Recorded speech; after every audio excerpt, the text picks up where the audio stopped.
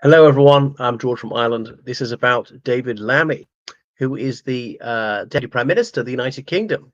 So he's the second most powerful person in the UK. And he's been proven to be a liar yet again.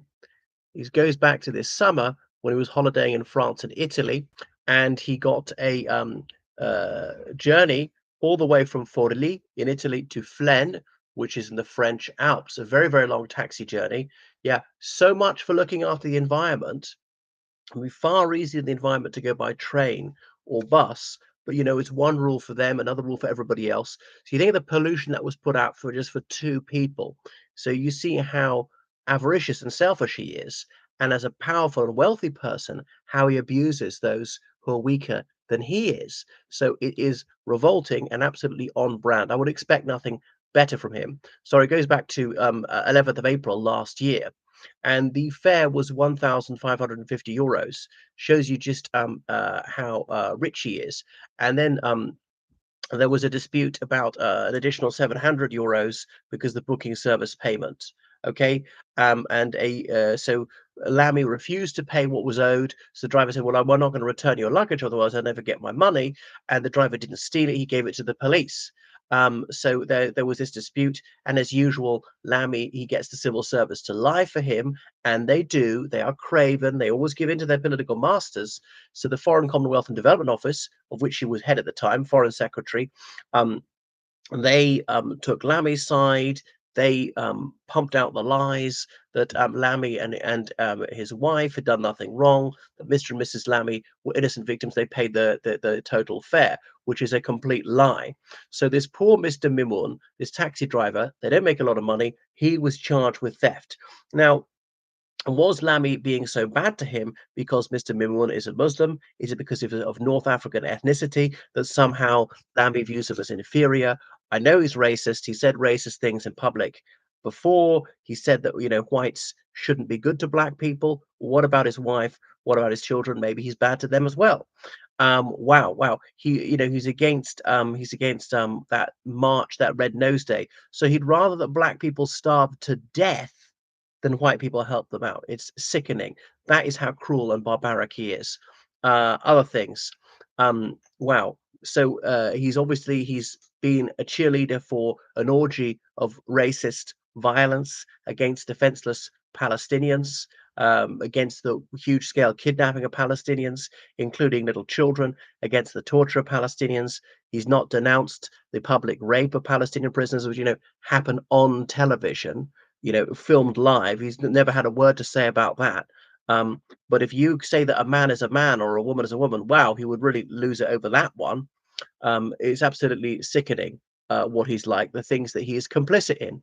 So anyway, Mimoun was rightly found not guilty and is free, so he never did anything wrong. All right. So somebody here was lying, and it clearly wasn't Mr. Mimoun, because it's a very major thing to accuse someone of theft, especially of that level of the luggage.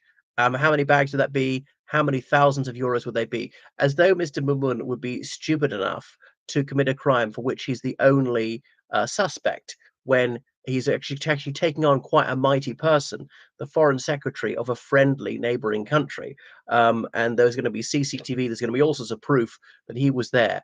So there's no sense that he stole this sort of stuff. Is actually David Lammy stealing as usual, ripping off the public as usual. I don't know if the taxpayer even had to pick up the bill for him for his holidays. Why we should subsidize his holidays is beyond me.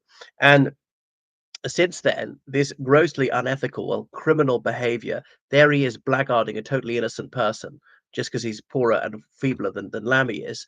Lammy's been promoted to Deputy Prime Minister. Tells you a lot about the Labour Party, a sworn enemy of the working class. You can see how exploitative and extractive they are. And the worrying thing is Lammy could easily become Prime Minister because Keir Starmer is finished. He is the most unpopular prime minister ever. It's staggering to say that. He's even more unpopular than Liz Truss. Now, she was only there for 49 days. So Labour is going to be absolutely slaughtered in these elections this coming May. The Holyrood elections, the Welsh parliamentary elections, the English local elections. and there he's got to go. And people are already talking about it in Labour. And the obvious one is Lammy because he's number two in the whole system. One of the problems with that is obviously anything that Starmer's guilty of, Lammy is also guilty of because he's so close to him. The other possibilities, I wouldn't rule out Angela Rayner coming back. A tax cheat, a liar. That's just what Labour likes because she's got this sob story that she's somehow a victim because she was working class, that she's a woman. So you can see how sexist, bigoted, prejudiced, and illogical they are.